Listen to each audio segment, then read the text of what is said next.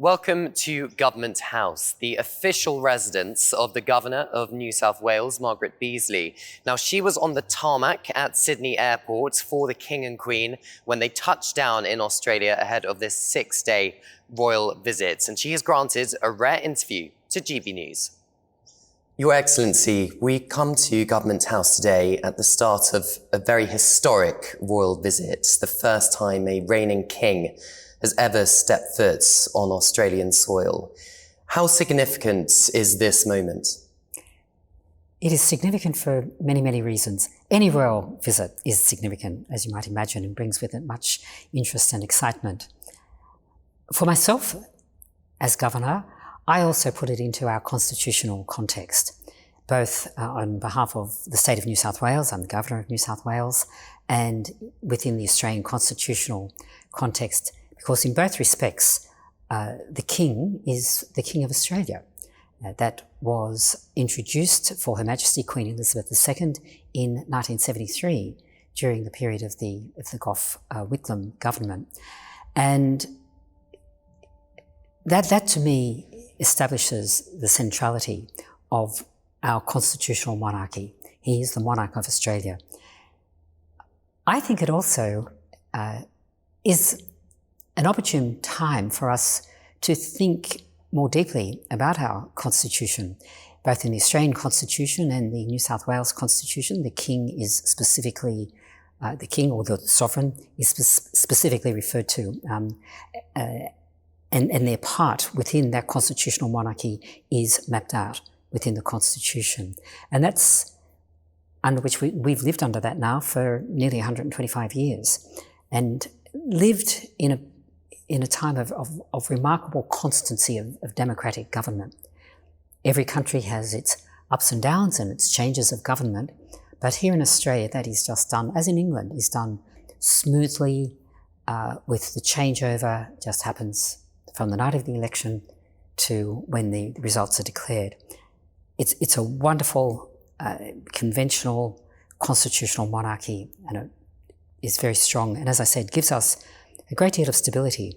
So for me, I do think it's an occasion for us as Australians to get to know our constitutional basis much more, much more. I know it, and I'm a lawyer by background, and I'm the Governor, so I obviously do know it. But I think it is something that we should rejoice in and bring much more out into the open. And it's the King's 16th official visit to Australia, of course, the first as monarch. But he clearly, therefore, has quite a deeply personal connection with Australians. He certainly does.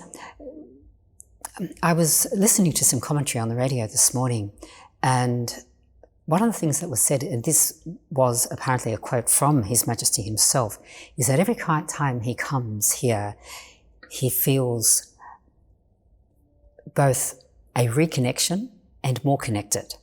And that's really wonderful. And you were at the official greeting of His Majesty Yes. at Sydney Airport last night. What are moments, perhaps, for the country, and what was it like being in his presence? It was certainly exciting. We were all on the tarmac, really hoping that the rain had gone, as it mostly had. And then we knew he was coming down the stairs. And it really was a moment of excitement. I think that was a personal excitement as much as excitement in my official position. And what did His Majesty say to you when he greeted you? He moved fairly quickly because he had to get through a lot of people. So it was very much a hello. I thought my interaction with Her Majesty was itself quite interesting, because I did say to her, given that the rain had just passed, I said, in other circumstances, I would have been giving you a very warm welcome to Australia. And she responded, I always bring the rain. Perhaps they brought the British weather with them Yes. from the United Kingdom. Government House is this beautiful building we meet in today. It's got a very a big royal history, doesn't it? Just from your perspective, what are the standout moments in royal history or members of the royal family visiting this building? Her Majesty Queen Elizabeth stayed here on her first visit.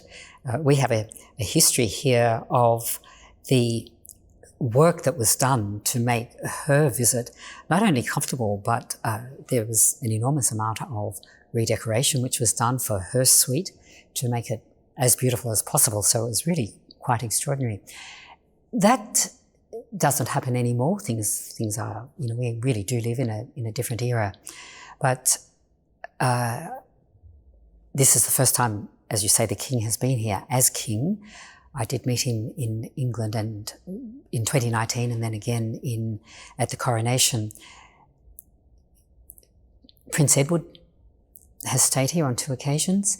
The Princess Royal has stayed here. And again, they've just been wonderful interactions, not only with myself, with our staff, but also with members of the community. So the connection is strong, and it just keeps weaving through in different circumstances. And I believe going further back, was it Prince Alfred was nursed back to health in this very building following an assassination attempt? There was an assassination attempt, what was it, 1868? 1868 is what I've got written down, yes. Yes, and that was the actual first royal visit ever to Australia. And it was a time of sectarian conflict here in New South Wales, because it was then New South Wales. There had been sectarian conflict overseas, and it was mostly as between the Irish and the Irish Catholics in particular, and really, I suppose, the Protestant grouping within New South Wales, which was more the governmental grouping. And there was a rather sad Irishman, Mr. O'Farrell. He did have mental health problems, apparently known mental health problems. There had already been warnings to the Prince that there was some unrest, and I think when he'd been in Tasmania, there'd been some unrest. And so, notwithstanding that, he said, yes, I'm going to go ahead and have this picnic. It was a fundraising picnic for a charity. But the security wasn't so good. And O'Farrell was able to get very close to the King and pulled his gun and shot at him. I think there are a few different stories as exactly what happened, but as I understand it, I think it glanced off his braces and hit his side, and then unfortunately did some damage, but not enough to require serious hospitalisation. He was brought back here, and there is a spot over there which is not marked, but which is known as the spot where really he was brought back here very quickly and nursed and fortunately recovered very quickly. I think he recovered within about a week. Fascinating. And I suppose last year, a lot of security around a special event, the coronation, which you attended as the Governor of New South Wales. That in itself was quite a historic moment, wasn't it? Because you were representing New South Wales at the coronation. Representing New South Wales. Again, that's a feature of our Constitution. Each Australian state has a direct relationship, constitutional relationship with our sovereign.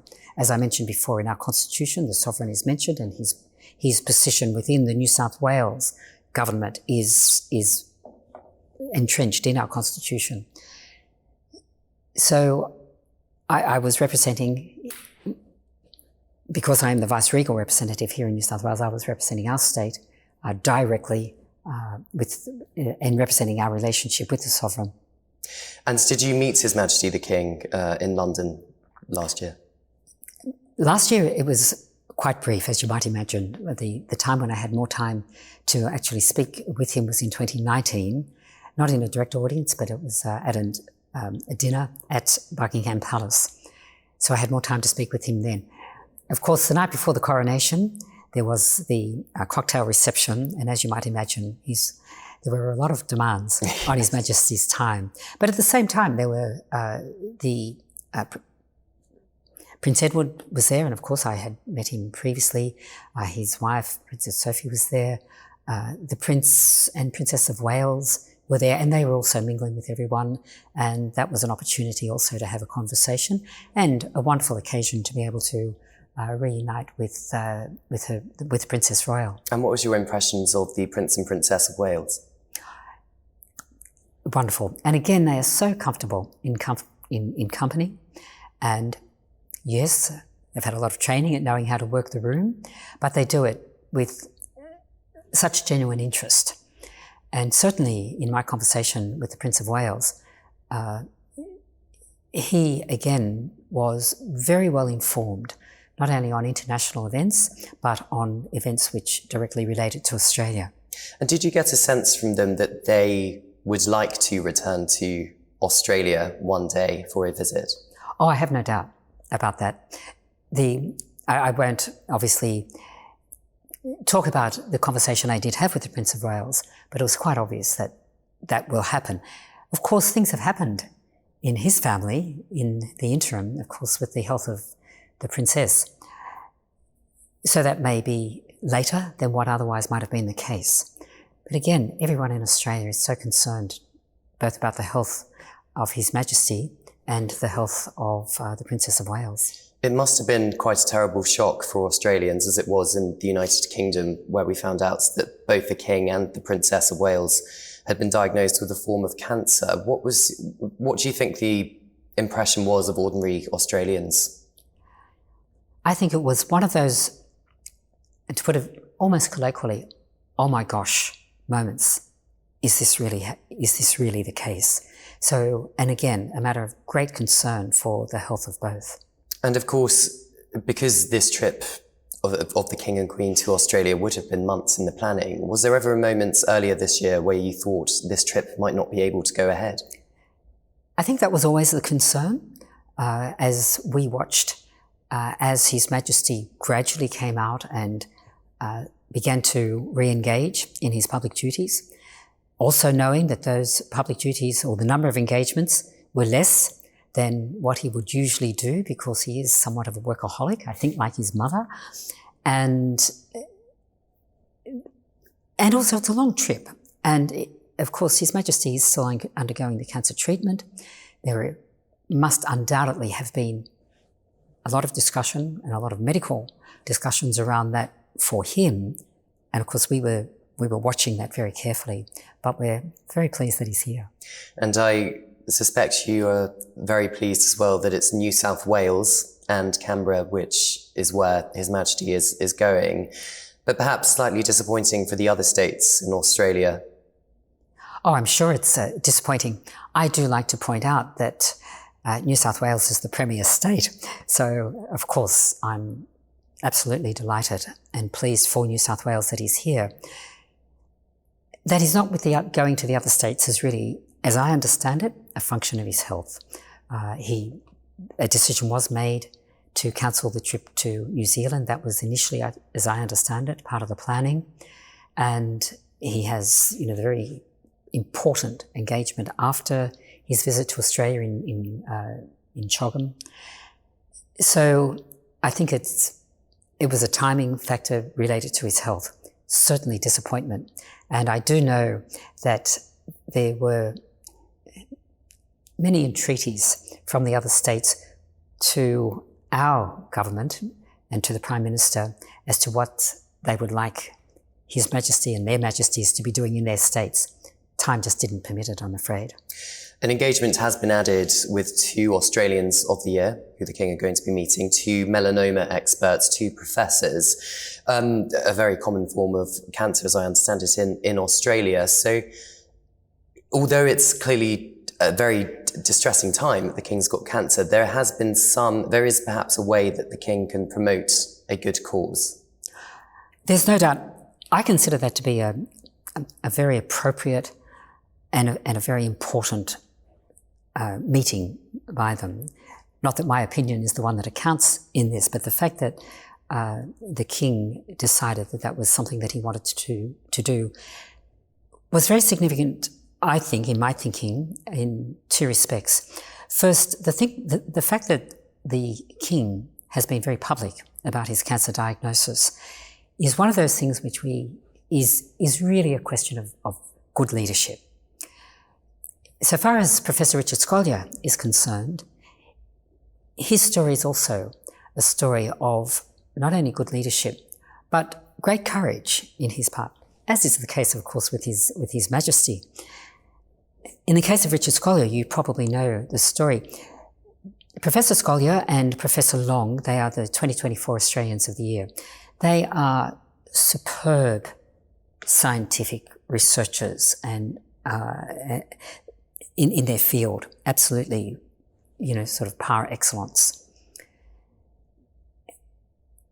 The fact that Professor Scolyer, when he was diagnosed with a very different form of cancer, brain cancer, and given months to live, decided that he would use this breakthrough, the immunotherapy treatment that he and Professor Long had been working on in melanoma, to see whether it would have any impact at all and whether it might provide a breakthrough for brain cancer sufferers, was a very courageous step. And at one level, he's very low key, but at the other level, he just keeps the community informed as to how he's going with this treatment. What we do know is that it's extended his life quite considerably. And for that in itself, for him personally and his family, must be a wonderful thing.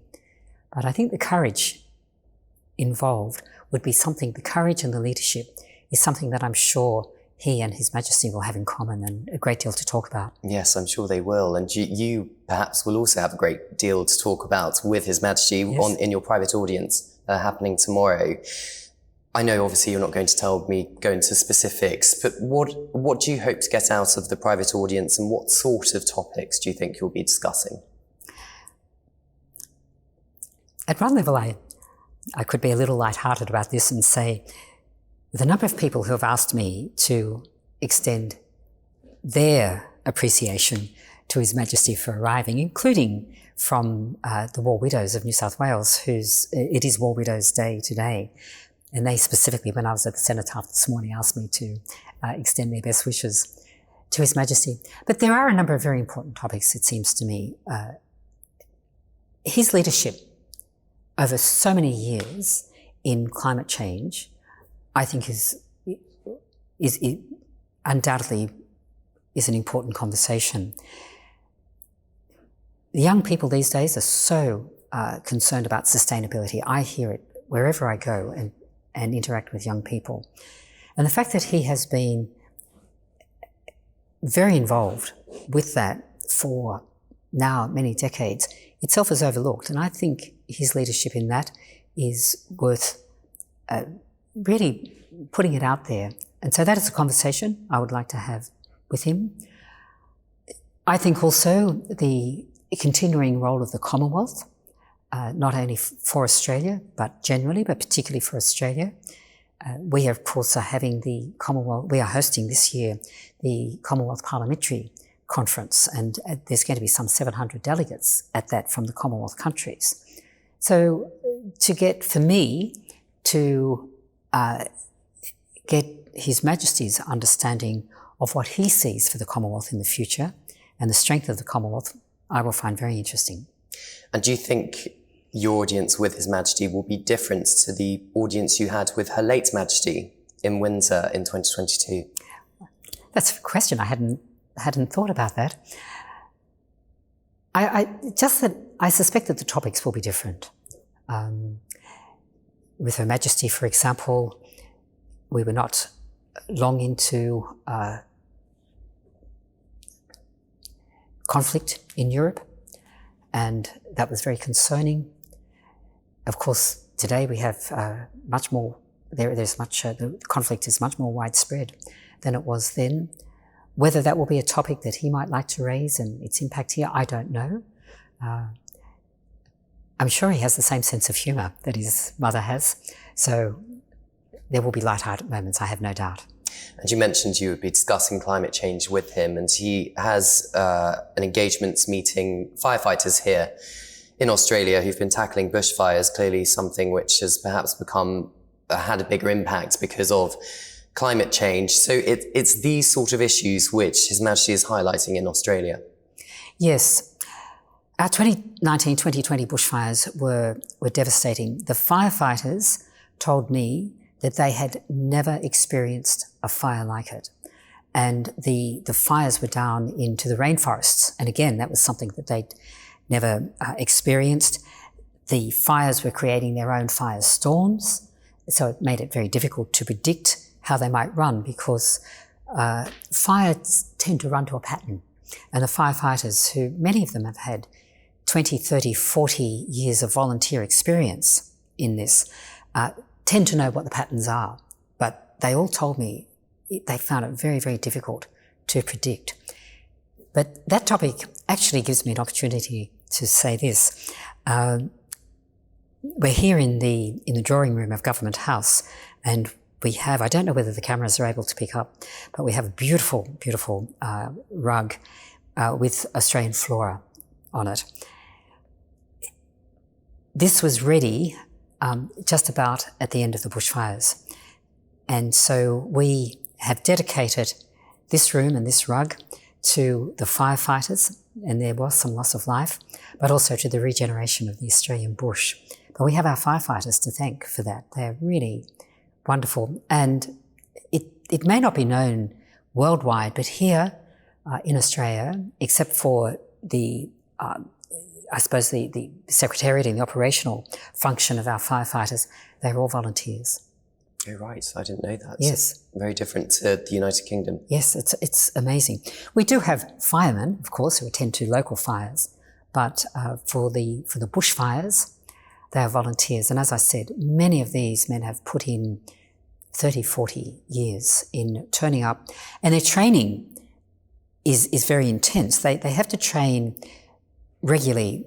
Sometimes it's once a week, sometimes it's once a month. It just depends. More so as we come into the fire season. And they train once a week because they have to be so proficient at what they do and have to be able to react very quickly, including to one of the very frightening parts of their training, which is what they call the fire over, which is to learn to be in a truck whilst the fire literally runs over the truck. And because that's the conditions that they often have to be in and experience when they're out in the field fighting fires. So putting themselves in a lot of danger. Absolutely. And the King is going to be meeting Aboriginal leaders here in Australia. So it appears it's quite important for him to spend time with lots of different communities here. Absolutely. I mean, we are a country of so many communities. It's one of our stories. And it's interesting that you have actually brought in for example, our firefighters as one community, perhaps representative of a volunteer community in many ways. We have our First Nations people. This is the most unique country in the world. I mean, to live in a country which has a 65,000-year recorded history, living history, is quite remarkable and just doesn't occur in any other place on earth. And then, of course, we have this very vibrant multicultural community where, just as there are something like 200 Indigenous nations and some 700 or so clans, there are some 200 or more people from overseas, from nations who have come here and made Australia their home. That's an extraordinary melting pot when you think about it. Yes. And I spent the morning with the Australian Monarchists League, and they are going to be volunteering, handing out Australian flags to the crowds who will be gathering to welcome His Majesty to Australia. There seems to be a real sense that the Australian people want to really welcome His Majesty to engagements, and Her Majesty, of course. Again, I think that with the flow of letters and requests, both officially here into Government House and personally to me, as to how can I meet Their Majesties, where can I meet them, is it possible to speak to them, I think there will be a wonderful turnout. Just as there was on the occasion of the proclamation. It was my role to make the proclamation here in New South Wales, and it was on the veranda or the patio or the balcony, whatever one uses, because there are different terms, of Parliament House up in Macquarie Street. There was a huge crowd. Macquarie Street was just filled with people. But it was the sounding of the 21-gun salute, which perhaps was the most moving part of it, because there's those 21 gun salutes, as the 21 firings happened, one slowly after the other. You could have heard a pin drop in the crowd. It was one of the more moving experiences I've had in this role. And what sort of letters have you received in the run-up to this royal visit? Oh, please, we represent this particular group of people. Could you tell us how we can write to His Majesty so that His Majesty might come and visit our charity, our organisation? Could he come to our museum? The letters of all of those types, so huge interest.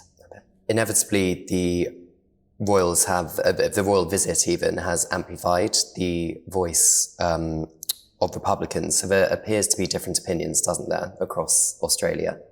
There will always be different opinions, just about on any topic.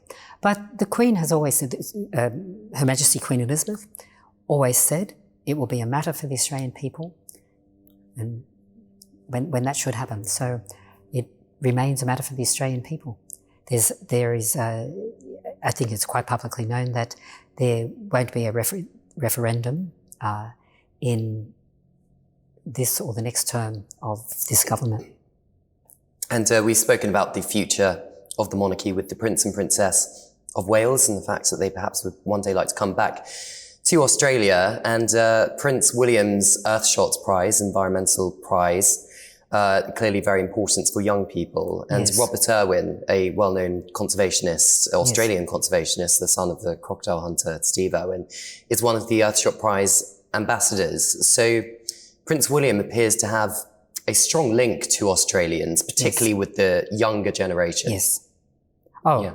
Again, look, I think from, the dashing young prince to his wedding, to his family life, the way